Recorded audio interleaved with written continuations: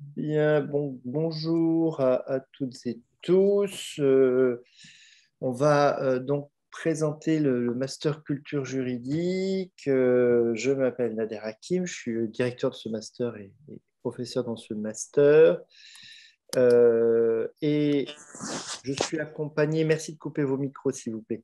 Vous les ouvrirez tout à l'heure, il y aura des questions évidemment. Je suis accompagné aujourd'hui de 4 étudiants du master. C'est génial, on respecte la parité. Il y a 2 filles, 2 garçons, un barbu, un pas barbu, c'est formidable. Tout le monde est là, qui sont là pour m'aider à cette présentation et surtout vous apporter leurs témoignages, éventuellement vos réponses, enfin, leurs réponses à vos questions plutôt, tout au long de ce petit moment qu'on va passer ensemble pour présenter le master.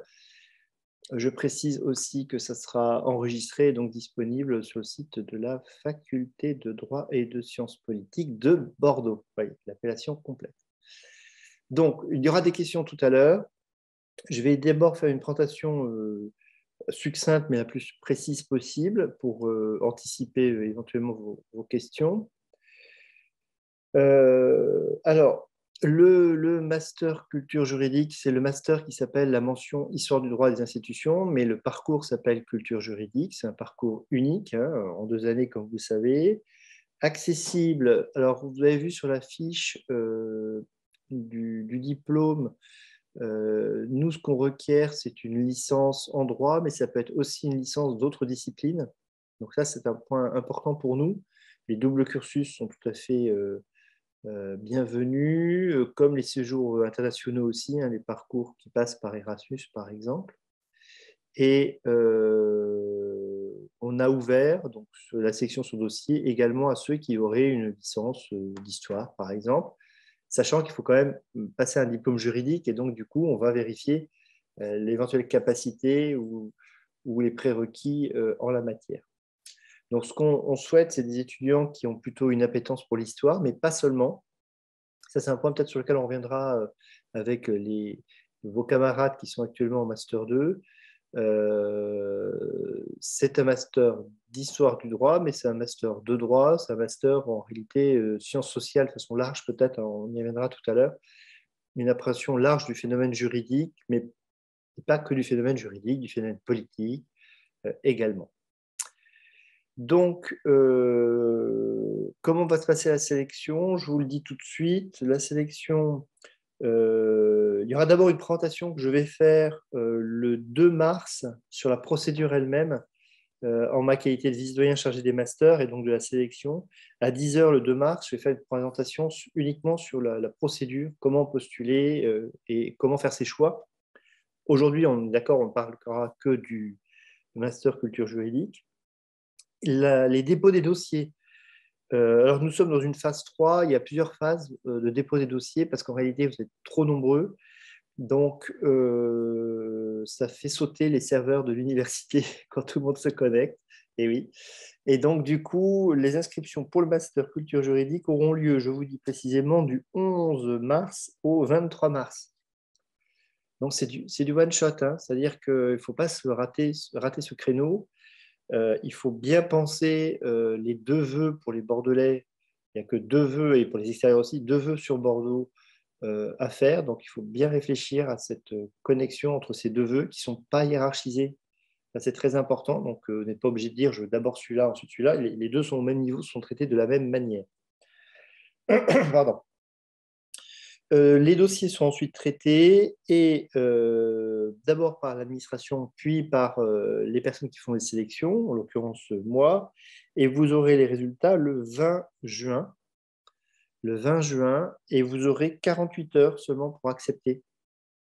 Donc voilà, il faudra être très vigilant, je le répéterai dans d'autres circonstances, hein, mais je préfère aussi vous le dire à vous, une extrême vigilance sur l'affichage des résultats. Vous êtes prévenu à l'avance et vous avez 48 heures. Si vous ne confirmez pas, vous n'acceptez pas la proposition qui vous est faite en 48 heures, vous êtes considéré comme renonçant.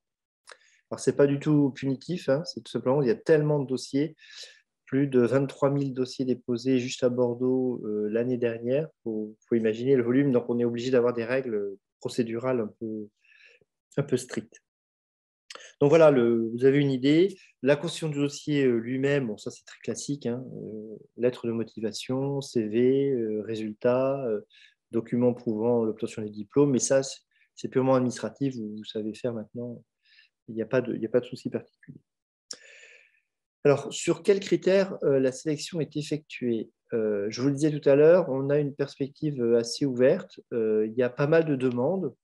L'année dernière, 140 demandes pour le M1 seulement et 80 pour le M2. Donc, l'idée, c'est de se dire, ce n'est pas un master hyper sélectif en termes de notes, d'autres le sont beaucoup plus, hein, on est d'accord. D'autres masters où il y a 3000 demandes font que mécaniquement, si vous n'avez pas 13 ou 14 de moyenne générale sur toute la licence, ben, vous ne pouvez même pas espérer éventuellement entrer.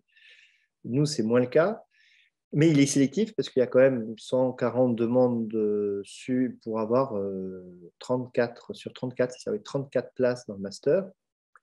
Donc, il faut bien faire son dossier. Alors, bien faire son dossier, ça veut dire anticiper notre souhait à nous. Et donc, on va vous en parler de ce qu'on fait chez nous, des étudiants qu'on veut. Nous, essentiellement, on veut des étudiants qui soient autonomes, réactifs, intéressés. Autonomes, on le verra pourquoi, parce qu'il y a pas mal de travaux individuels, de séminaires. On va y revenir. Intéressés parce que ça demande un investissement personnel. Vous allez voir, il n'y a pas que des cours magistraux où on est passif. Il faut être donc actif parce qu'il va falloir prendre en charge votre propre formation, une partie de celle-ci. Hein. Alors, tout de suite, un point très important, il me semble, mais peut-être vos camarades y reviendront tout à l'heure, ce n'est pas du tout un diplôme où on vous met en concurrence les uns avec les autres. J'admets ceux qui sont en retard. On veut au contraire favoriser la collaboration. Ça, c'est vraiment un point central, je trouve, auquel je tiens énormément. L'idée est qu'on est plus intelligent à plusieurs. C'est une phrase que j'emploie souvent, mais c'est vrai. On est plus intelligent à plusieurs que tout seul.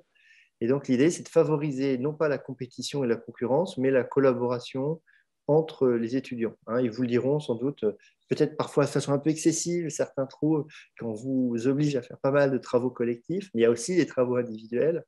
Et l'idée étant que ensemble, vous allez construire des choses. J'y reviendrai en vous présentant tout à l'heure les maquettes. Donc, c'est notre objectif et donc évidemment, on va donner un bonus à la sélection à des gens qui ont eu un investissement, par exemple un investissement associatif, qui ont voyagé, qui ont d'autres formations, d'autres centres d'intérêt. Les anciennes prépas sont tout à fait bienvenues. Hein. Je vois par exemple Solène qui est là avec nous aujourd'hui. Pourquoi? Parce que c'est aussi cette idée d'ouverture culturelle, d'ouverture à les sciences sociales, d'ouverture d'esprit de curiosité aussi tout simplement. Que l'on favorise, parce que vous allez voir, ça correspond à ce qu'on veut tenter de faire dans ce... Enfin, tenter ce qu'on fait, ce qu'on essaie de faire bien, en tout cas dans ce master. Master juridique, je disais tout à l'heure, ça c'est un point important, on y reviendra, qui reste un master de droit, donc ça c'est un point important, mais dans lequel la partie juridique va progressivement diminuer, la partie technique va diminuer pour avoir une partie plus culturelle, une approche plus globale du phénomène juridique. Donc du coup, vous voyez bien, les dossiers sont sélectionnés sur les notes. Bien sûr, les notes comptent. Je ne veux pas vous dire que les notes ne comptent pas. Mais aussi important que les notes, il y a votre investissement, votre curiosité, ce que vous avez fait à côté, bref, votre parcours. Et sans doute vos camarades y reviendront tout à l'heure. Les parcours, j'y suis très attentif, même si on est d'accord, la sélection sur dossier, c'est quelque chose qui est toujours déceptif parce qu'on ne peut pas tout dire, on ne peut pas connaître quelqu'un avec un dossier. On est d'accord. Mais essayez de rendre du coup votre dossier le plus proche de ce que vous êtes vraiment. Ça, c'est vraiment un point important. N'hésitez pas à faire une lettre de motivation. Ça ne sert à rien dans une lettre de motivation en disant depuis que je suis tout petit, tout petit, je rêve de rentrer dans votre diplôme.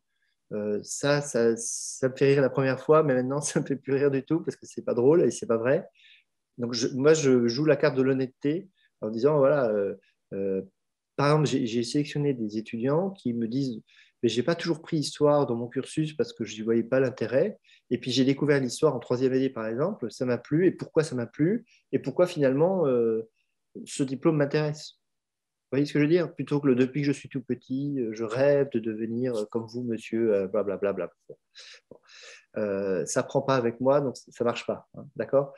Donc, vraiment quelque chose qui vous ressemble. Ou alors, vous avez un projet particulier qui n'est pas forcément une passion pour l'histoire, mais vous voulez passer un concours et vous semble dans ce concours, cette formation correspond exactement à ce que vous voulez. Et ça peut être ça aussi, hein, on est d'accord. Le but du master d'histoire du droit n'est pas de créer des historiens du droit. Le but, c'est de passer par l'histoire du droit pour faire plein de choses. On y viendra sur les débouchés tout à l'heure. Nos étudiants, ils font exactement la même chose que tous les étudiants en droit à côté. On y reviendra tout à l'heure, hein. Donc, vraiment, soyez sincères, honnêtes. Par exemple, si vous avez eu des accidents au cours de votre cursus, il ne faut pas les cacher parce qu'on les voit, hein, on a les relevés et puis on a l'habitude. Au contraire, il faut expliquer pourquoi. Moi, j'ai des étudiants qui m'ont déjà expliqué qu'en deuxième année, il y a eu un gros problème d'ordre personnel et que ils ont raté leur deuxième année et que la preuve, c'est que la première année était pas mal, la troisième année est mieux et que du coup, et moi, je comprends parfaitement que c'est un accident. D'accord. Il vaut mieux l'expliquer, jouer carte sur table, je pense que c'est tout à fait profitable. Voilà pour les conseils pour monter le dossier, mais je crois que c'est important pour vous, hein, parce que vous allez devoir le faire bientôt. Bon, éventuellement, on pourrait y revenir tout à l'heure. J'oublie sans doute pas mal de choses. Je me tourne vers vos camarades pour les dossiers. Est-ce que j'oublie des choses importantes à dire? Non, ça ne vous vient pas comme ça? Non? Ok. Euh, donc, si, pardon, une dernière chose. Il faut jouer carte sur table, il faut être honnête. Si vous avez péniblement eu 10 de moyenne à toutes vos 3 années de licence, les chances d'intégrer master sont faibles. On est bien d'accord, enfin, c'est logique d'ailleurs, hein. 140 demandes, 34 places, faites le calcul. Bon. Ça ne veut pas dire que moi, je ne vais pas regarder le dossier. Bon. Certains masters ne regardent que les notes. Ce n'est pas du tout le cas. Donc, s'il y a un point fort dans votre dossier, qui peut être autre chose, il faut vraiment, du coup, expliquer les choses. Il ne suffit pas de dire j'ai fait ceci. Vous voyez ce que je veux dire? Parce qu'il y a des CV qui sont remplis de trucs plus ou moins vrais. J'ai fait un stage chez Maître Bidule. Mais moi, si vous avez fait des photocopies pendant une semaine, je ne vois pas en quoi c'est bien dans votre dossier. Donc, expliquez pourquoi ça peut être éventuellement une vraie expérience. Qu'est-ce que vous y avez fait? Qu'est-ce que vous avez appris? Qu'est-ce que vous avez...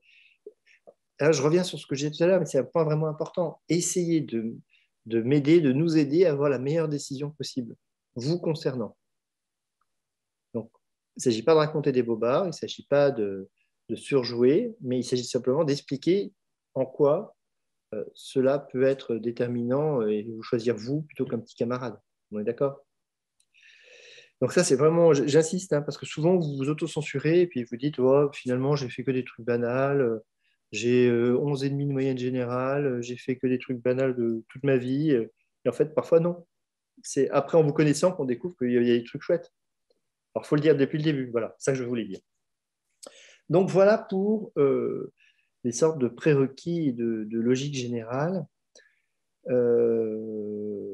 Ce que je vous propose, c'est peut-être de vous afficher les maquettes, parce que ça me semble intéressant de vous montrer les maquettes et de vous expliquer un peu quelle est l'offre de formation qui est la nôtre.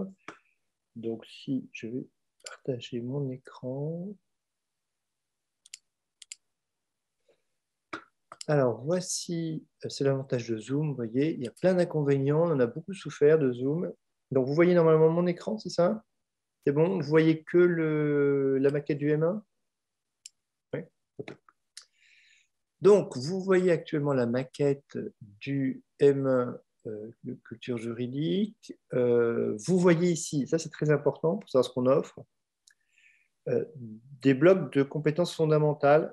Vous voyez mon curseur? Ouais, ici, UE obligatoire, et ici, au deuxième semestre, UE obligatoire. Vous remarquez la parité, un cours d'histoire du droit, d'histoire européenne en l'occurrence, un cours de droit européen des droits de l'homme, qui est un cours de droit privé, essentiellement droit de la famille d'ailleurs. Ces deux cours étant assortis de travaux dirigés. Idem au second semestre, histoire du droit pénal, donc cours d'histoire du droit, et droit de la fonction publique, un cours de droit public cette fois-ci, c'est intéressant, qui complète le cursus. Donc, 2 cours d'histoire, un cours de droit privé européen, un cours de droit privé français. Ce sont des cours, alors les cours d'histoire européenne est mixte, format cours magistral, séminaire, j'y reviendrai tout à l'heure, les autres sont des cours magistraux.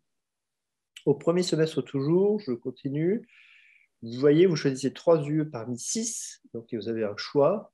Et vous avez un choix ici à faire avec des matières historiques et des matières non historiques, donc histoire de la démocratie, histoire du droit social, histoire du droit du patrimoine culturel, un cours de théorie du droit, un cours de droit privé comparé, un cours de droit pénal spécial. Vous voyez ici aussi, l'idée, c'est de la parité. En général, les étudiants choisissent un cours d'histoire et un cours de droit positif, mais ce n'est pas obligatoire. Des langues, du sport, très classique. Et au second semestre, vous avez un cours obligatoire de méthodologie de la recherche historique et juridique, qui est un séminaire, on est d'accord, avec un contrôle continu, non pas un contrôle final. Donc, c'est votre participation au cours du semestre qui va déterminer votre note. Et puis, un choix entre 3 matières, droit de l'environnement, histoire du droit patrimonial de la famille et droit de la peine, du sport, des langues, etc. Et un élément très important qui est tout en bas. Non, il n'est pas tout en bas. Oui, je ne le vois plus. Le fait que, bon, peu importe, vous commencez le mémoire, qui est un point central de votre formation, dès le Master 1. Donc, on choisit son mémoire de le Master 1. Pourquoi? On est noté qu'en Master 2, mais dès le M1, on va pouvoir effectuer toutes les recherches qui sont parfois très longues à faire, et ça vous permet d'anticiper, d'avoir un M2 plus constructif, et surtout un mémoire de meilleure qualité. Donc, on commence le mémoire, ça c'est une spécificité dès le début du M1. Éventuellement, y a-t-il des questions sur ces maquettes ou éventuellement, vous pouvez revenir tout à l'heure, c'est peut-être plus simple. Vous me le direz. Donc, voici pour le M1. Je vous présente brièvement le M2. Alors, le M2 est assez différent puisqu'il est, d'abord, vous voyez, surtout concentré sur le premier semestre. Le second semestre est essentiellement consacré aux mémoires, avec 2 cours tout de même, hein. Et la deuxième différence, c'est que les séminaires sont plus nombreux en M2. Donc, les séminaires où les étudiants préparent les séances avant de venir, hein, et sont notés principalement en contrôle continu, parfois avec un examen supplémentaire. Histoire de la pensée politique, histoire culturelle des juristes, histoire des professions judiciaires, histoire des savoirs juridiques et méthodologie de la recherche. Alors, vous avez là une alternance entre des cours qui sont sous forme de purs séminaires avec des travaux préparatoires importants. Notamment, c'est ici qu'on va retrouver les travaux de groupe, mais aussi les travaux individuels. D'autres cours qui sont en revanche des cours magistraux classiques, hein, où vous allez, vous prenez une note et vous avez un examen à la fin de l'année. Donc en réalité, et ça, je crois que vos camarades ont appelé mon attention sur ce point, hein, c'est important de voir qu'il y a 2 modalités. Une modalité plus de ce qu'on appelle parfois les classes inversées ou la pédagogie inversée, où c'est vous qui construisez le cours et apportez des connaissances. Et puis une autre modalité que le cours magistral classique habituel. Donc une alternance des deux qui correspond d'ailleurs aux sensibilités de vos enseignants, à leur façon de procéder, à leur façon de faire des recherches, etc. Un séminaire de méthodologie de la recherche là, qui permet le suivi des mémoires tout au long de l'année, plus ou moins tout au long de l'année d'ailleurs, surtout au début, puis après au second semestre. Un choix avec philosophie du droit et histoire du droit de la famille, toujours des langues.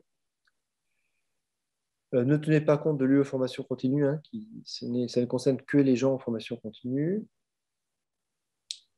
Et au second semestre, 2 cours plutôt classiques avec surtout le mémoire à ce moment-là.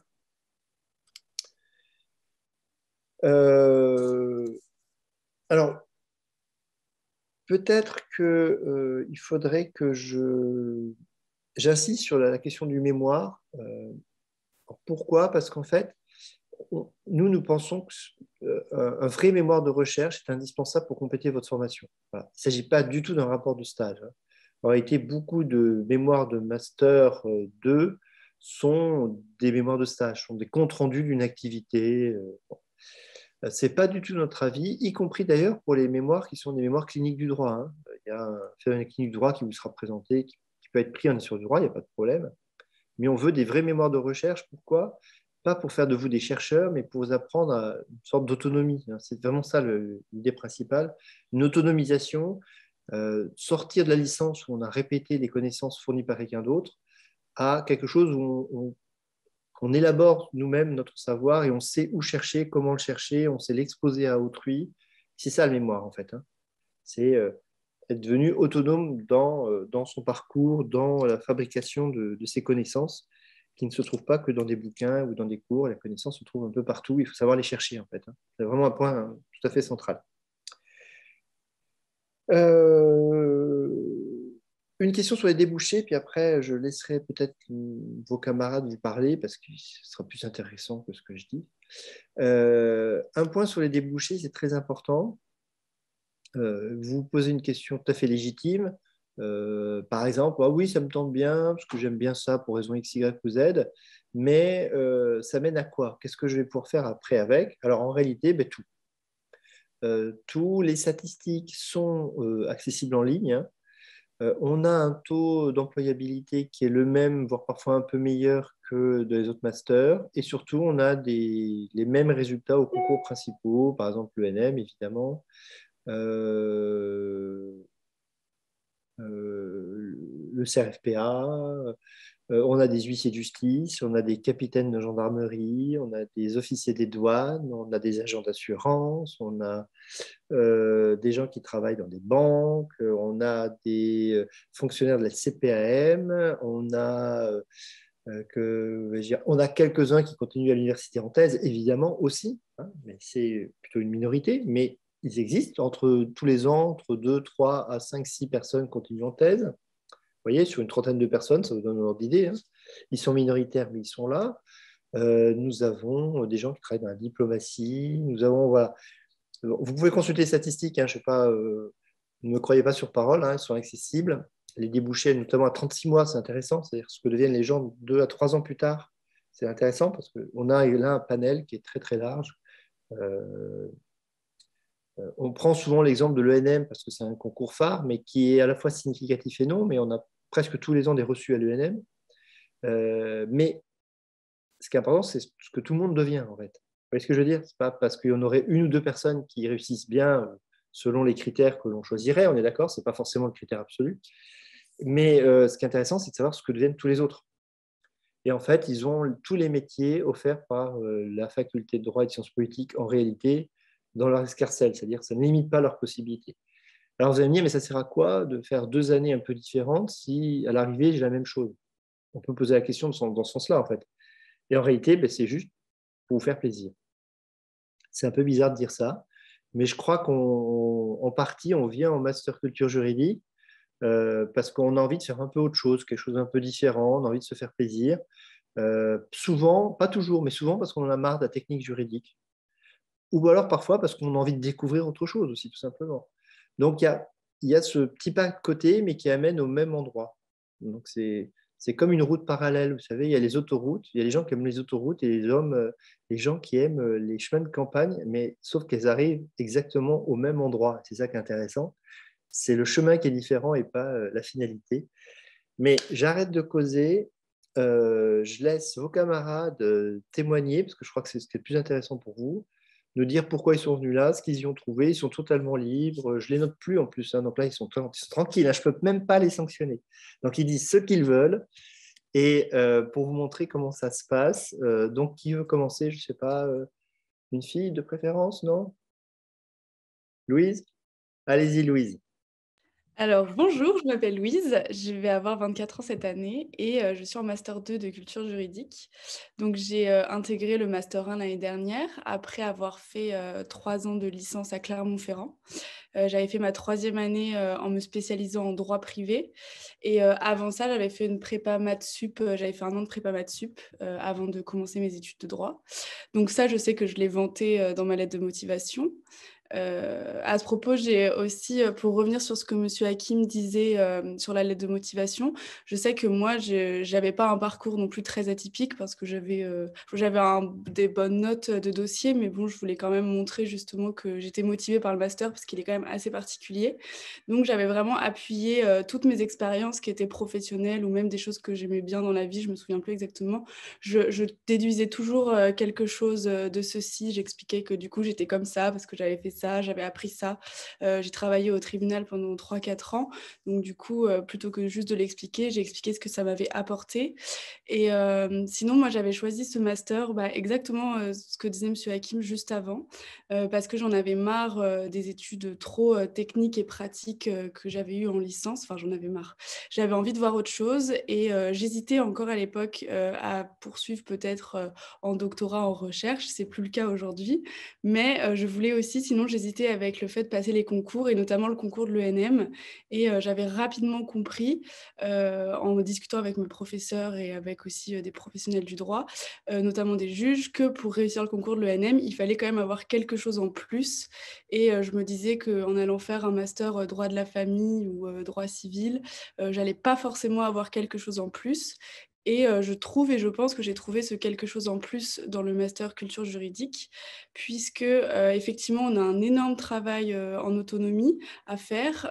On apprend à réfléchir, on apprend une nouvelle méthode de travail, une nouvelle méthode pour présenter nos idées.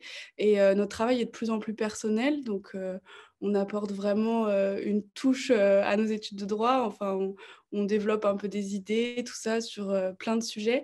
Et c'est très intéressant, c'est pas toujours facile, mais vraiment c'est très intéressant et je pense que je sortirai de mes 2 années de master vraiment grandie et j'aurais appris plein de choses et je pense que j'aurais pour ma vie professionnelle future des vraies clés en main. Alors que c'est vrai que de prime abord, je me souviens quand j'étais en licence et que je disais à mes copines que je voulais vraiment faire ce master, les gens ne comprenaient pas trop. Et du coup, je regrette pas du tout mon choix et je pense que c'est vraiment... Après, il faut être motivé, il faut quand même vouloir faire de l'histoire. Moi, j'aimais bien les matières historiques quand même que j'avais en licence, même si j'en ai pas... C'était juste des matières mineures, donc j'avais juste des petits examens d'1 heure, etc. Il a fallu quand même que j'apprenne de la méthode historique, les commentaires d'histoire du droit en master, mais il faut quand même voilà, faut aimer un peu l'histoire, aimer un peu aussi tout ce qui est, je sais pas, trucs un peu sociologiques, politiques. Il faut vouloir vraiment s'ouvrir à tout, mais je pense que c'est très intéressant pour un étudiant en droit voilà, de poursuivre dans ce parcours. Enfin, moi, je le conseillerais vraiment à beaucoup, surtout ceux qui veulent passer des concours et des choses comme ça. Voilà. Merci Louise. Et je tiens à dire que je n'ai payé personne, on est d'accord, hein. Ce sont des volontaires qui sont venus ce matin, je tiens à le préciser. Qui peut prendre la suite? Solène peut-être? Bien sûr. Bonjour à tous, donc je m'appelle Solène, je suis moi aussi en M de culture juridique. J'ai fait ma licence de droit à Bordeaux, voilà, après une année de prépa littéraire à Bordeaux aussi. Et pour être très honnête, j'ai candidaté pour le master culture juridique aussi parce que je voulais rester à Bordeaux pour mes études. Donc voilà, et puis la deuxième raison pour laquelle j'ai candidaté, c'est parce que bon, j'aime l'histoire et parce que moi aussi, je voulais changer. Je voulais retrouver un petit peu ce que j'avais vécu en prépa, notamment qui était m'ouvrir à plein de choses et pouvoir vraiment apprendre une méthode de travail, savoir comment rechercher, et je l'ai vraiment trouvé ici.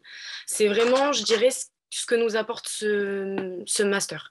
C'est vraiment nous apprendre à faire des recherches, à sélectionner l'information, enfin voilà, c'est vraiment la méthode qui nous reste à la fin. Et, euh, et je regrette pas du tout mon choix. Pour reparler de la candidature, par exemple la lettre de motivation, j'ai été très honnête, comme disait Monsieur Hakim. Je ne sais pas si c'est ça qui a fait pencher la balance, puisque moi j'ai pas été prise de suite. J'étais sur liste d'attente, mais dans tous les cas j'ai été prise. J'ai été très honnête en disant que voilà, moi j'avais eu un dossier, j'étais consciente qu'il était pas exemplaire, puisque moi je suis passée à 10 chaque année. Enfin, la L3, ça a été un peu une révélation, mais c'était aussi l'année Covid. Donc, on a tous été un peu avantagés cette année aussi. Donc voilà, je vous conseille d'être honnête. Et voilà, moi, je l'ai dit, c'est parce que j'avais pas de projet professionnel. Et depuis que je suis au Master Culture Juridique, je sais ce que je veux faire. Enfin, du moins, je sais quel est mon plan A. J'aimerais moi aussi tenter le concours de la magistrature. Voilà, donc je sais pas, ça m'a motivée d'une manière ou d'une autre. Et puis, qu'est-ce que je peux vous dire d'autre? Je sais pas quoi rajouter. Enfin, moi, je le conseille en tout cas. Après, comme disait Louise, il faut aimer l'histoire, c'est sûr, parce qu'on va en faire, mais ça vous apporte vraiment autre chose. On fait beaucoup de travaux de groupe, donc ça apprend à travailler avec les autres. Et oui, on en rigole parce qu'on voilà, on en a fait vraiment beaucoup. Mais en fait, j'aimerais juste finir là-dessus, c'est que même si dans nos études, on est passé par des moments compliqués et même pendant le master, on n'est pas forcément passé par des moments faciles, là, depuis cette année en master 2, je me rends vraiment compte de tout ce que ça m'a apporté en fait. Et aujourd'hui, j'ai le sentiment, par rapport à d'autres amis qui sont dans d'autres masters, même si eux, ils apprennent voilà, d'autres choses et c'est surtout du droit positif et c'est très bien pour eux. Moi, j'ai des petites choses en plus au niveau de la recherche, au niveau de la curiosité, de la facilité à rechercher, à réfléchir, à organiser les idées, à sélectionner. Et donc, je pense que ça peut être un atout déjà pour continuer dans la recherche ensuite en thèse ou alors pour tenter les concours. Voilà. Merci Solène. Dans les garçons, qui veut y aller? Léo, Joachim? Léo, allez-y. Bonjour, donc moi je m'appelle Léo, je suis rentré dans le master également en master 1. Après, j'avais fait aussi ma lettre de motivation avec un dossier qui n'était pas des plus brillants. J'ai été pris aussi en liste d'attente, mais assez rapidement. Quoi vous dire, vous bridez pas parce que vous pensez pas avoir le profil pour venir aussi. Moi, je sais que je suis rentré, j'avais eu des notes qui étaient pas superbes. J'avais eu 10 les 2 premières années, plus un redoublement en première année. Donc, j'avais vraiment pas un excellent dossier, ce qui m'a pas empêché dans le master d'avoir des notes tout à fait correctes. Et ce qui est important aussi, c'est de mettre en valeur ce que vous pensez qui n'a pas de valeur aussi. Dans la lettre de motivation, si vous avez des choses à côté qui vous plaisent, que ce soit l'art, que ce soit la peinture, que tout ce qui vous plaît, mettez-le en avant aussi parce que ça fait partie de vous et c'est aussi important. Le master culture juridique, il est aussi là pour mettre en avant la transdisciplinarité, donc le droit et au-delà du droit. Et c'est important d'avoir des profils qui sont tous différents. Et aujourd'hui, on le voit dans notre master, tous les gens ont des profils qui sont quand même assez différents. On a tous des références qui ne sont pas les mêmes. Quand on rend des travaux, on a tous des intérêts qui sont très différents. Et en même temps, c'est très complémentaire aussi. Également, qu'on rajouter dans le master lui-même, il y a un esprit de corps qui est quand même assez important, il y a une coopération qui est assez forte. On a aussi l'association du master qui est là et qui sera encore là quand j'espère vous y serez, qui accompagne aussi, qui fait le lien entre les master 1 et les master 2, donc les deux promotions ne sont pas coupées les unes des autres non plus. Il y a des échanges entre les deux, il y a ce qu'on appelle aussi des tutorats de l'association, donc on a aussi des échanges d'entraide. Donc vous ne serez pas non plus lâchés, il y a de l'entraide entre les deux promotions. On a aussi tous des profils juridiques très différents. Il y en a qui viennent d'histoire de droit privé, d'autres de droit public. Moi, je viens de droit international, par exemple. J'ai fait aussi du droit privé. Donc, on a tous des choses très différentes et ce n'est pas du tout un souci. Quoi vous rajouter de plus? On a aussi, il y a aussi quelque chose d'important, c'est que il y a des cours qui sont donc partagés avec d'autres masters et puis des cours qui sont plus propres au master. Mais en général, il y a une proximité qui est assez bonne avec les professeurs parce qu'on reste quand même sur des promotions qui sont assez réduites. Et du coup, on connaît assez bien les professeurs. Donc ça, c'est un plus important et parce qu'on a aussi une bonne communication. Enfin, peut-être un point sur le mémoire. Euh, une chose importante à savoir aussi, c'est que donc, vous allez choisir dès le Master 1, dès le début de l'année. Vous aurez des listes de mémoires qui vous seront données, mais vous êtes également libre de proposer ce que vous voulez. Donc, si vous avez des idées, si vous sentez que vous avez toujours voulu quelque chose, pensez-y et dites-vous aussi que c'est le moment de faire les choses, c'est le moment d'en profiter. Et si c'est le mémoire vous intéresse, si le master pardon, vous intéresse, vous ne posez pas trop non plus de questions sur est-ce que derrière vous pouvez avoir les débouchés qu'il vous faut ou pas. Il faut aussi savoir faire ce qu'on aime et foncer pour que dans nos études ça marche, quoi. Voilà. Merci Léo. Alors, vos camarades sont très humbles hein, parce qu'ils disent qu'ils n'étaient pas terribles, tout ça. Enfin, si, ils étaient bien. Par exemple, Léo dit qu'il avait pas un bon... Il a été major du Master 1 l'année dernière, Et il vous dit qu'il avait un dossier très moyen. Et ce qu'il oublie de vous dire, c'est qu'il a aussi des passions, une formation parallèle, et que c'est les plus dont je parlais tout à l'heure, mais c'est important, je crois, à tout le monde de le dire, hein. En l'occurrence, Léo, c'est sa passion pour le Japon, la langue japonaise, qui ont apporté un plus au dossier et qui lui permettent de continuer sa passion. C'est pour ça, venir avec des sujets personnels, c'est intéressant parce que si vous en avez, c'est pas obligatoire du tout, hein, mais vous pouvez éventuellement les continuer dans le cadre du master.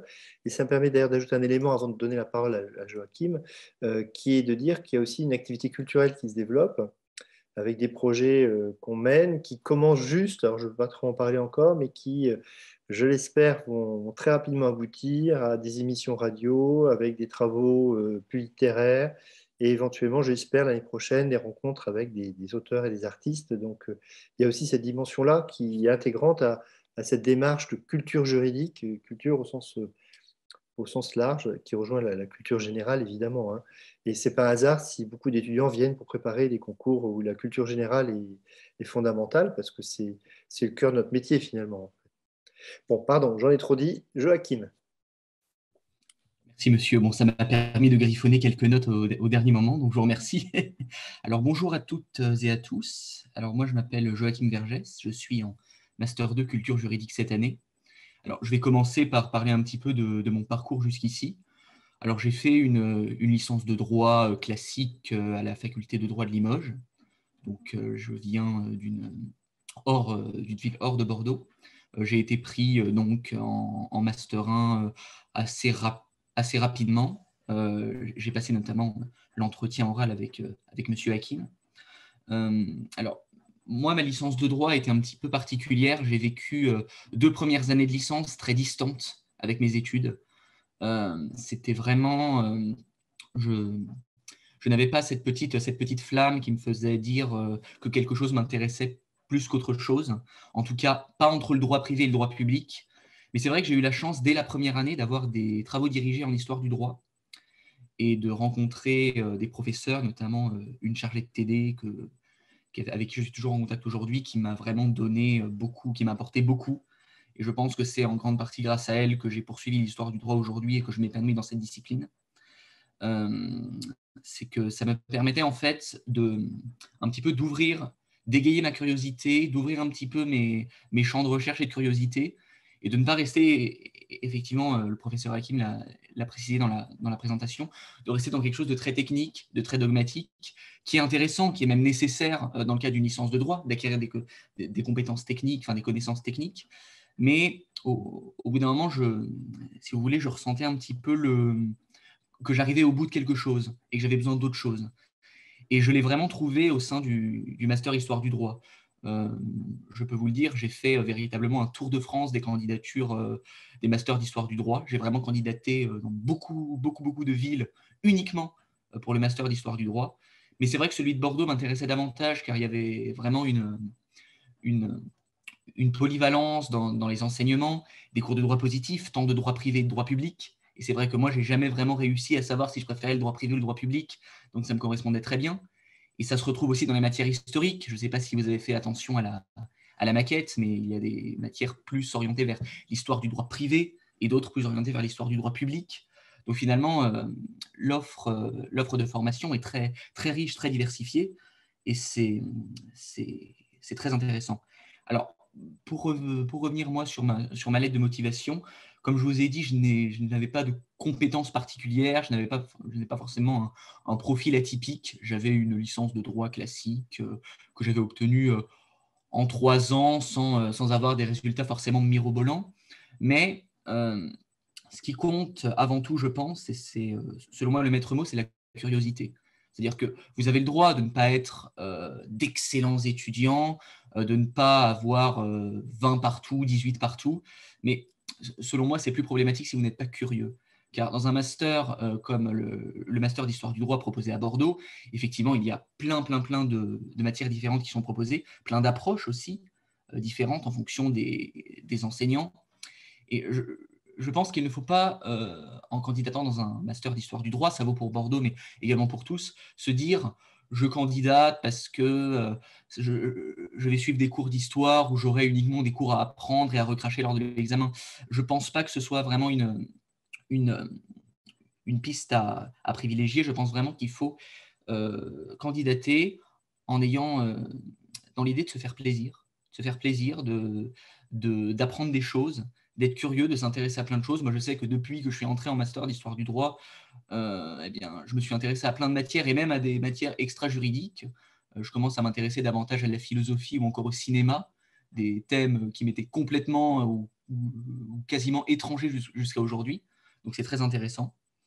Et puis, j'en terminerai par un dernier point qui a été un petit peu évoqué par mon camarade Léo juste avant moi, mais j'aimerais revenir là-dessus parce que c'est très important, je trouve.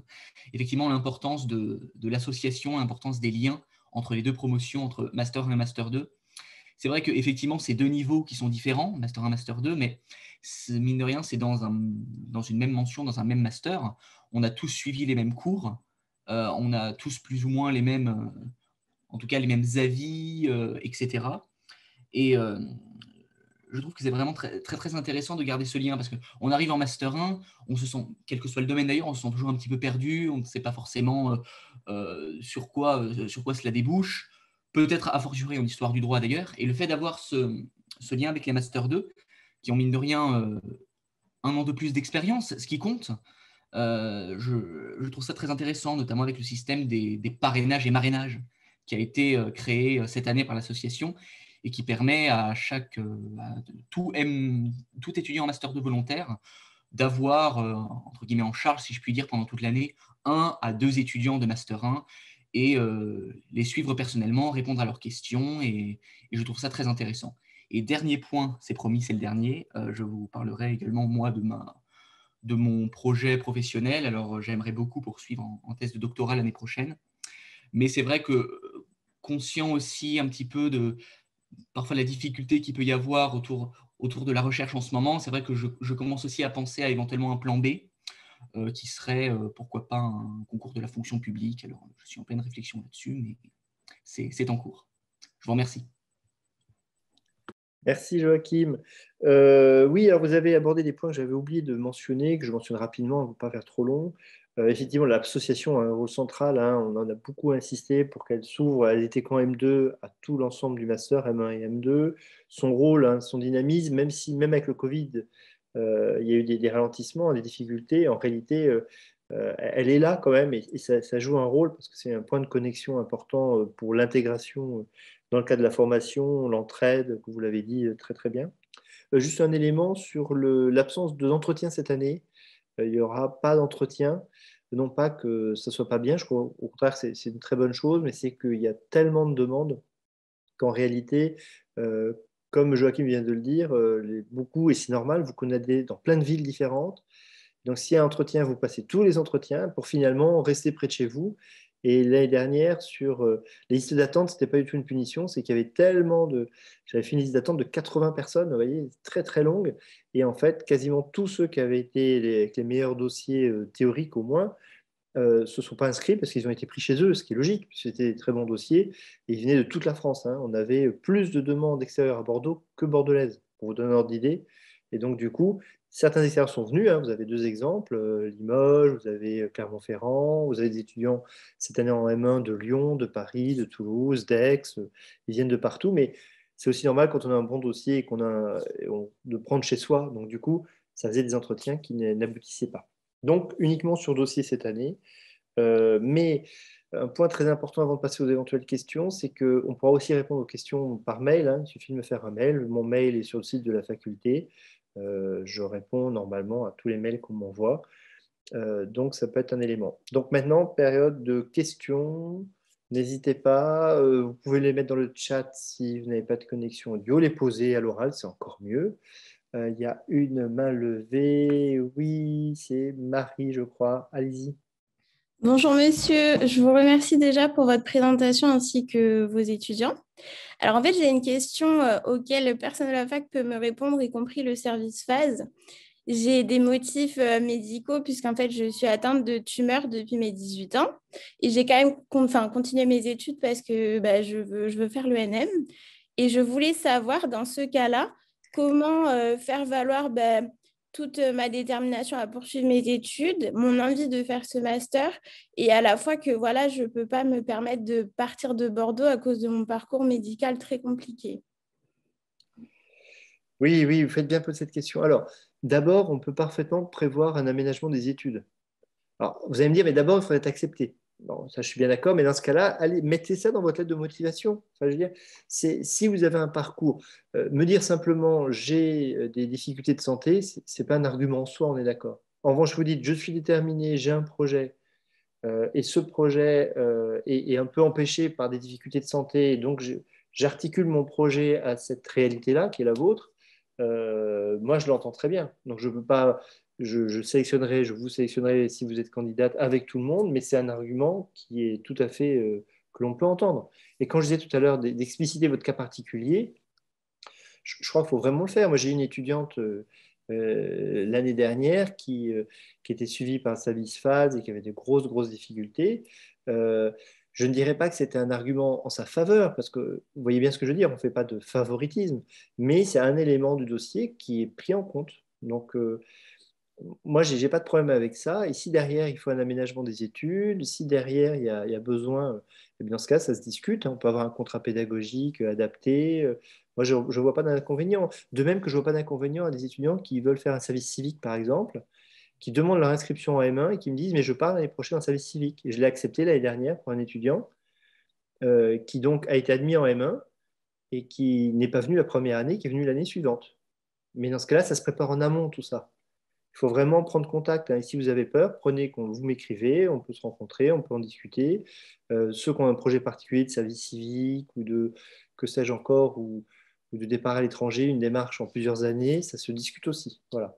Moi, il n'y a pas du tout, comme on disait tout à l'heure, vous avez remarqué d'ailleurs dans la pluralité de vos camarades qui sont là, on n'a pas de profil type, et surtout pas le profil type de l'étudiant qui a 16 partout. J'ai aussi des candidats qui ont 16 partout, hein, la question n'est pas là, et on en a.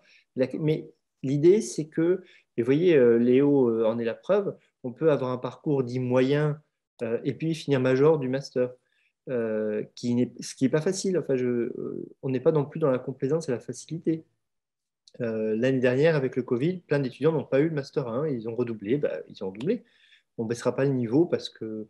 Mais en revanche, on peut suivre, avoir une approche plus spécifique de certains cas sans aucune difficulté. Donc voilà, je ne veux pas vous dire évidemment que je vais vous prendre, mais ça se discute et ça se défend. Vous voyez ce que je veux dire? D'accord, merci La beaucoup. qualité de votre projet et votre motivation sont des éléments, comme on disait tout à l'heure, qui sont tout à fait essentiels. D'accord, merci beaucoup. De rien. Est-ce qu'il y a d'autres questions qui peuvent être des questions sur les maquettes ou autres? J'essaie de regarder. Non, on a été complet. Alors, Léo. Oui, monsieur, alors vous confirmerez si c'est toujours le cas, mais je sais que vous avez accepté aussi pendant le master des étudiants qui voulaient partir en Erasmus. Peut-être le préciser pour ceux qui souhaiteraient aussi faire un cursus international pendant le master. Oui. Alors, je préférais que ça soit pendant le M1, que M2, c'est plus compliqué en raison du mémoire, en fait, hein. Mais c'est tout à fait possible aussi de partir en Erasmus. Oui, oui, oui, parce que j'y suis très, très favorable, hein. Donc, comme on n'est pas dans une logique de compétition et de savoir fermer, c'est-à-dire il faut absolument obtenir un certain masse de connaissances pour faire quelque chose d'autre, et que nous sommes au contraire dans une démarche ouverte, si vous ajoutez des compétences acquises en Erasmus qui remplacent celles que l'on offre ici, moi, ça ne pose pas de problème. Mais de la même manière que pour des difficultés de santé, par exemple, ça se prévoit à l'avance. Vraiment essayer d'anticiper très longtemps à l'avance, parce que si on s'y prend au dernier moment, c'est toujours très compliqué. Et parfois, on dit non, pas parce qu'on ne veut pas, mais parce que c'est plus possible. Voilà. Mais vous avez raison, merci de le signaler. Ça fait déjà 50 minutes. Solène. Je voulais juste vous dire qu'il y avait une question dans le chat. Ah, pardon, je n'ai pas vu, merci, c'est gentil. Est-ce que les MOOC et le fait d'avoir parrainé un Erasmus sont valorisés? J'ai envie de dire oui, tout est valorisable. Vous voyez ce que je veux dire? La nuance est importante, c'est-à-dire que vous pouvez valoriser vous dans vos dossiers tous les éléments et ils seront pris en compte. Donc oui, oui, tout à fait. Encore une fois, j'essaie, dans la mesure du possible, c'est bizarre de dire ça, hein, mais d'avoir une évaluation intuitive et compréhensive de vos dossiers. C'est-à-dire, qu'est-ce que vous essayez de me dire dans le dossier, au-delà de chaque élément particulier. Il n'y a pas un truc qui permet de gagner le truc. Vous voyez ce que je veux dire? Il n'y a pas un élément, ah ben il y a ça, donc c'est bon. Par exemple, je donne un exemple. Les étudiants me disent ah, j'ai eu 14 de moyenne générale en M1, donc c'est bon pour un master. Eh ben non, je suis navré, mais quelqu'un qui a 14 en L1, puis 12 en L2, puis que 10 en L3, c'est un très mauvais signe, par exemple. Parce que c'est quelqu'un qui plutôt s'effondre au moment où ça devient plus intéressant et normalement est plus compliqué. Donc, il est capable d'apprendre par cœur, mais qui a du mal en L3. Sauf s'il m'explique qu'il y a eu un accident en L3, par exemple. Vous voyez, enfin, ce que je suis en train d'essayer de vous dire, c'est qu'un dossier, ça ne s'apprécie pas d'une façon figée, mais d'une façon dynamique. Et c'est ça que j'appelle compréhensif et intuitif. C'est-à-dire, voilà, il y a un intérêt, pourquoi, comment. Voilà. Donc, évitez les lettres de motivation stéréotypées, s'il vous plaît, parce que ça ne fait pas super intéressé, quoi. Vous voyez, hein, c'est logique. Pardon, Louise. Oui, moi, à ce propos, je sais que en fait, j'avais eu mention bien et à ma L1 et à ma L2. Et à ma L3, en fait, j'avais eu que mention assez bien parce qu'en fait, j'avais travaillé un peu tard jusqu'en septembre. Et du coup, mes notes avaient baissé. Enfin, j'avais vraiment eu du mal à reprendre le cours de ma licence 3 normalement. Et ça m'avait beaucoup stressée à l'époque, comme on était stressé par les dossiers, les notes, tout ça. Donc, je me souviens que je l'avais vraiment bien expliqué dans toutes mes lettres de motivation, toutes demandes confondues de toute fac. Et je pense que j'ai bien fait de le faire parce que j'avais pas une baisse effarante, mais comme c'était quand même ma L3, je trouvais ça embêtant. Je me disais, on dirait qu'il y a une chute de niveau, alors que bon, c'est juste que j'ai été un peu déstabilisée. Et je pense que c'est vraiment important de le dire, d'être honnête. Je m'étais pas plainte outre mesure, hein, j'avais juste expliqué que bon, Ouais, j'avais un peu loupé et puis voilà quoi. ouais. Oui, il ne s'agit surtout pas de faire du misérabilisme, hein, on est d'accord, hein. C'est juste simplement d'expliquer objectivement. Voilà. J'ai même un étudiant qui a été pris, hein, qui m'a expliqué qu'il y a un semestre, en fait, il avait perdu tout intérêt pour les études. Non, mais alors ça pourrait sembler être une sorte de truc criminel, ah là là, il a perdu tout intérêt. Puis, mais son dossier montrait bien qu'en fait, avant, ça se passait plutôt bien, après, ça s'est passé bien, puis à un moment donné de crise, il s'est dit, mais qu'est-ce que je fais là? Moi, ça ne me pose pas de problème, je ne veux pas des machines. Voilà. Ça ne m'intéresse pas vous savez, le beau truc parfait, la machine, ça ne m'intéresse pas. Et pourquoi? Parce que j'ai des étudiants euh, qui ont parfois arrêté leurs études, qui ont recommencé les études avec le master, et qui maintenant sont des collègues, qui sont des chercheurs passionnants, qui sont des gens extraordinaires, et qui n'avaient pas un super parcours. Donc c'est pour ça que le parcours, oui, c'est important, mais il n'y a pas que ça. Voilà. Il y avait Solène et Joachim. Oui, je voulais juste rajouter qu'il ne faut pas non plus vous paniquer parce que vous avez eu un redoublement ou parce que vous avez voilà, un dossier qui n'est pas terrible. Bah, c'est ce qu'on dit depuis tout à l'heure, mais je voulais simplement préciser que moi, j'avais redoublé en L2. Et puis, tout entre nous, j'ai failli tripler même.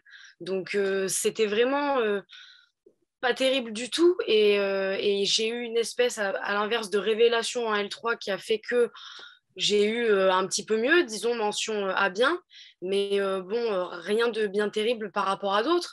Et finalement, voilà, j'ai été prise. Et aujourd'hui, en master culture juridique, je peux me révéler différemment parce que je suis intéressée par les cours, parce que j'ai enfin trouvé mon projet professionnel, voilà.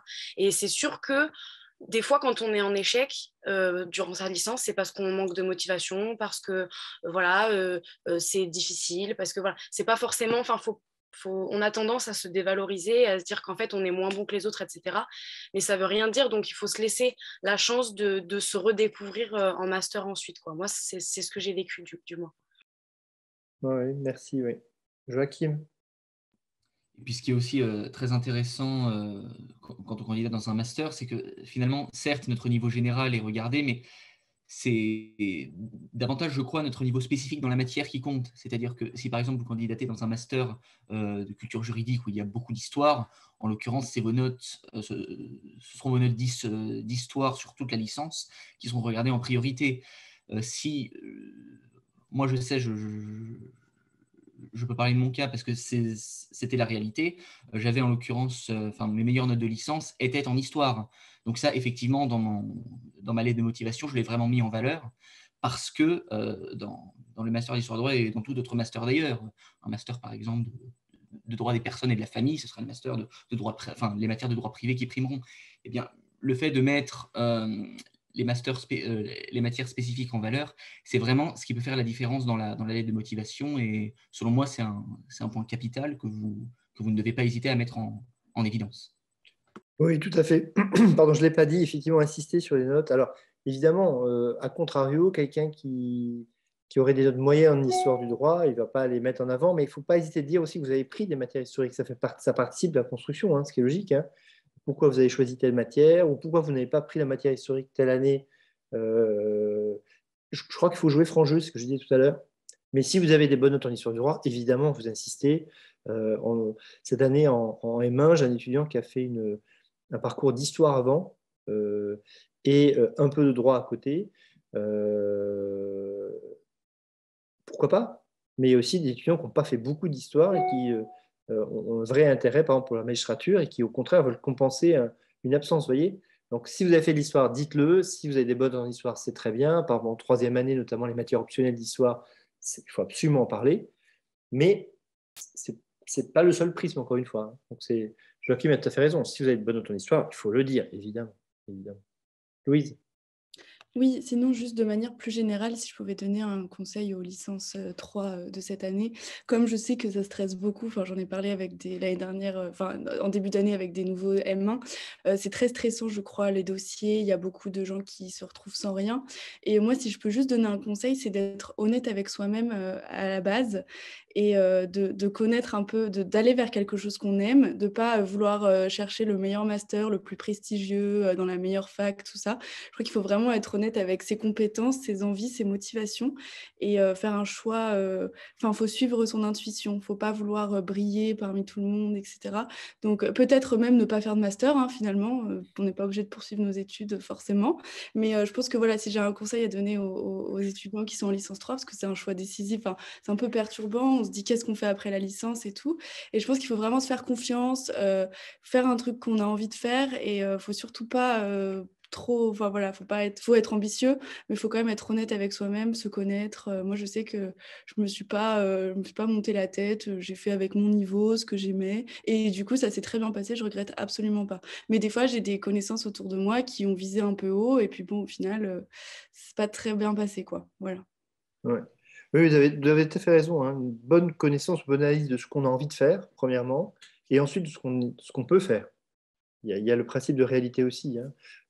Et puis, arrêtez de penser comme des moutons, parce que ça rejoint ce que vous dites, Louise. Hein. C'est-à-dire que j'ai plein de gens des étudiants de troisième année, voire de licence avant, qui disent ah oui, parce que pour devenir avocat, il faut faire du droit pénal. En fait, réponse, c'est non. On a besoin d'avocats publicistes, on a besoin d'avocats fiscalistes, on a besoin autant, voire beaucoup plus que d'avocats pénalistes, par exemple. Ou pour passer l'ENM, il faut faire le droit pénal absolument. Ce n'est pas vrai. On peut faire du droit public pour passer l'ENM, on peut faire du droit international pour passer l'ENM, etc., etc. Donc, ne pas penser comme des moutons, savoir ce qu'on veut vraiment nous-mêmes, ce qui nous fait envie, et puis d'analyser la situation. Avec une moyenne de licence en dessous de 13-14, il y a certains masters qui sont automatiquement interdits puisque le niveau de sélection, le nombre de demandes fait qu'il y a un seuil décisif qui est quasiment impossible à passer. Donc, du coup, il faut bien réfléchir. Et puis, il y a deux choix quand même à Bordeaux. Hein. Dans d'autres universités, il y a plus de choix. À Bordeaux, il y en a deux. Donc, c'est aussi une stratégie. J'hésite, mais je demande les deux pour lesquels j'hésite, mais je ne fais pas un choix absurde. Par exemple, si j'ai 12 de moyenne générale, je ne demande pas droit des affaires et droit pénal, parce que j'aurai rien. C'est ce que vous dites hein, sur le réalisme de sa situation. Voilà. Donc, il faut avoir une vraie stratégie d'ensemble. Est-ce qu'il y a des questions? Ça fait 1 heure qu'on est ensemble. C'est très intéressant et très important, je trouve, et je remercie grandement Solène. Faut pas que vous hésitiez à poser des questions sur la maquette. Je vous dis ça parce que je me souviens, il y a 2 ans, moi j'avais vu la présentation du master en différé, donc j'avais pas pu poser de questions. Et c'est vrai que peut-être que voilà, il y a des matières qui vous intriguent, vous savez pas réellement à quoi ça correspond, faut pas hésiter à nous demander. Et je voudrais aussi juste rajouter que il y a bon, je crois que c'est sur la maquette, mais il y a possibilité de faire un stage. Et il y a aussi possibilité de faire du sport à côté. Personnellement, c'est ce que je fais avec la fac en OT. Et donc, ça ajoute des points un petit peu quand même. Oui. Oui, tout à fait. Il y a le projet professionnel. Enfin, oui, oui, tout à fait. Il y a plusieurs possibilités. Aussi, le fait de remplacer une matière de M1 par un petit mémoire supplémentaire sur le sujet de la matière, ce qui est intéressant aussi. Donc, ça évite un examen, ça donne un travail de fond qui est parfois plus important que de passer un examen, mais qui est plus intéressant aussi. Donc, il y a plein de possibilités. Je n'ai pas pu tout détailler, on ne va pas faire une réunion de 3 heures. Mais comme dit Solène, vous avez des questions sur les maquettes, il faut m'envoyer un mail, voire même voilà, en discuter, venir rencontrer les étudiants du master culture juridique, les M1 ou les M2. Les maquettes sont, enfin, les emplois du temps sont sur le NT, il ne faut pas hésiter non plus, je crois. Enfin, je ne pense pas qu'ils vous accueilleront mal, pas du tout. Enfin, d'ailleurs, la preuve, ils sont là aujourd'hui, une partie d'entre eux. Donc, bien sûr. Et les doubles formations sont-elles valorisées? Bien sûr. On l'a dit tout à l'heure, c'est une question du chat. Oui, grandement. Alors, ce n'est pas obligatoire, on est d'accord. Hein. Vous avez vu dans vos camarades des gens qui ont fait une licence de droit classique. Mais oui, parce que ça démontre une sorte de polyvalence, de motivation, parce que ce n'est pas facile de suivre une double formation. Alors, non seulement les licences droit-histoire, droit-philo, qui sont des licences déjà formées, un seul parcours, mais aussi ceux qui font des choses à côté. Des langues, d'autres études. Cette année en M1, il y a une étudiante qui fait un double cursus parallèle, droit et philosophie. Séparément. Donc en même temps, à Bordeaux-Montagne, il y a la philosophie et à Bordeaux, des études de droit. Et bien sûr, c'est valorisé. Ça démontre une capacité de travail et une motivation très, très importante. Donc oui, of course. Est-ce qu'il y a d'autres questions? Une intervention de Léo. Et juste pour préciser également que sur vos dossiers que vous allez déposer sur l'île de motivation, il ne faut pas du tout partir des fétistes non plus. Tous les profils sont intéressants. Et que vous ayez fait de l'histoire, beaucoup du droit ou pas d'ailleurs, moi j'en ai pas fait beaucoup non plus avant de rentrer dans le master. Il ne faut vraiment pas partir des fétistes. Tous les profils sont intéressants, mettez en avant ce que vous avez et partez vraiment pas des fétistes parce qu'il vous manque quelque chose que vous pensez essentiel, c'est pas du tout l'idée. Et juste une dernière chose, si vous voulez, vous pouvez donc communiquer avec le professeur Hakim sans souci. Mais si vous voulez, vous pouvez également communiquer avec nous, avec les Master 1, Master 2, directement aussi sur les réseaux, sur Facebook ou sur Instagram, Master Culture Juridique. Vous pouvez nous contacter, on sera très ravis de vous répondre avec grand plaisir. Léo, éventuellement, vous pourriez mettre dans le chat le lien pour ceux qui verront aussi la vidéo en différé. Là, vous êtes peu nombreux, mais ce que j'expliquais tout à l'heure à vos camarades, en fait, la dernière vidéo qu'on a fait l'année dernière, il n'y avait que 5 personnes en présentiel, mais il y avait 300 personnes qui l'ont vue après. Donc, c'est bien d'avoir l'info dans le chat parce que le chat sera accessible a priori. Oui, Nadir. Oui, bonjour.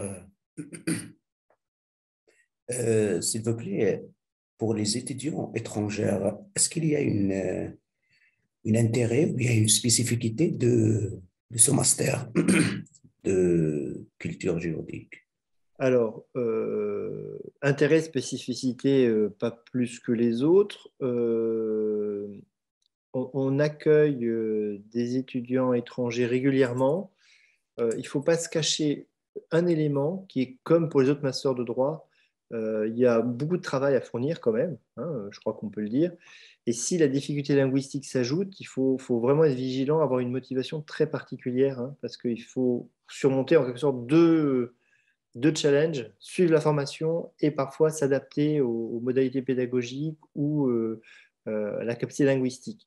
Et donc, ce n'est pas du tout impossible, hein. On est ouvert tous les ans, il n'y a pas de problème. Il y a des étudiants tous les ans. On a des étudiants brésiliens, on a des étudiants.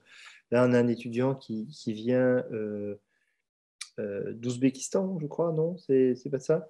En M1 cette année. Bref, on a plein d'étudiants étrangers, mais je préfère le dire tout de suite, ils ont tous une certaine difficulté d'adaptation.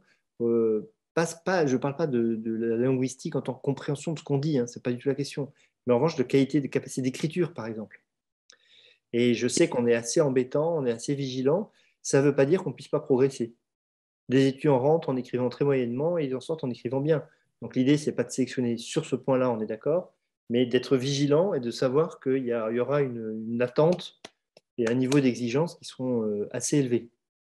Donc ça, il faut se dire que c'est un critère. Donc voilà, master ouvert aussi évidemment à l'international, mais qui reste avec des standards d'attente assez élevés. Donc à chacun de voir si l'effort à accomplir sera fait ou pas, hein. Je vois ce qu'en pensent vos camarades sur la difficulté en question. Oui, Solène? L'année dernière, quand on était en M1, il y avait Gustavo, donc un étudiant brésilien qui était venu donc dans la classe. Et c'est vrai qu'au début, c'était difficile pour lui déjà de s'intégrer parce qu'il n'osait pas forcément aller vers les gens. Donc heureusement, ça c'est peut-être important de le préciser. Je ne veux pas m'avancer pour les prochaines promos, mais je pense que si voilà, ça reste comme ça, il y a beaucoup d'entraide entre nous.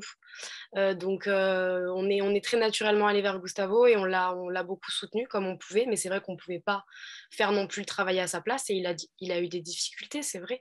Après, je crois qu'il a quand même apprécié et que ça lui a énormément apporté, même s'il a dû arrêter. Je sais qu'il y a eu des progressions parce que moi, je l'ai quand même pas mal fréquenté durant l'année et je l'ai vu, même, il comprenait bien, mais même dans son expression orale, etc., il a vraiment progressé. Donc, je pense que c'était quand même une année enrichissante pour lui. Ouais. Mais typiquement, c'était un problème aussi. Enfin, je crois qu'en étudiant étranger, il faut vraiment faire très attention à notre capacité. Il faut avoir des conditions matérielles suffisamment bonnes pour pouvoir s'investir à plein. Vous voyez ce que je veux dire? Je ne dis pas qu'il y a une barrière économique, mais il faut aussi, c'est un élément. Si on, par exemple, on doit travailler à côté, qu'on est étudiant étranger et qu'on suit le master, la chance de réussite, elle est malheureusement faible parce que ça demande un investissement qui est quand même, il faut le dire, hein, c'est du temps plein, quoi. Voilà, c'est pas du mi-temps. Alors, ça ne veut pas dire qu'on ne peut pas travailler à côté et demander un aménagement des études. C'est aussi possible. Mais tout ça, ça se prévoit, ça s'anticipe, c'est ça que je veux dire. Il faut vraiment avoir une vision assez claire des choses. Typiquement, Gustavo, il avait dû économiser pour passer son année de Master 1 en France et il n'a pas pu continuer parce qu'économiquement aussi, ça a un coût, hein. Malheureusement, il avait envie, hein, j'ai échangé avec lui effectivement, mais il ne pouvait pas se permettre de. Voilà, donc c'est une réalité, oui. Oui, pardon, Solène. Je voulais aussi rajouter pour le travail à côté, je sais que ce n'est pas le cas de tous les étudiants, d'avoir un job à côté, mais parfois c'est nécessaire. Je sais que moi, je travaille un petit peu à côté, c'est pour me faire des sous, mais je pense notamment en M1, Roxane, je crois qu'elle s'appelle, ou Ouais. Romane, je ne sais plus, qui travaille énormément. Et elle, c'est vraiment alimentaire, hein, et elle en a besoin parce qu'elle n'est pas énormément aidée par ses parents. Et c'est vrai que c'est difficile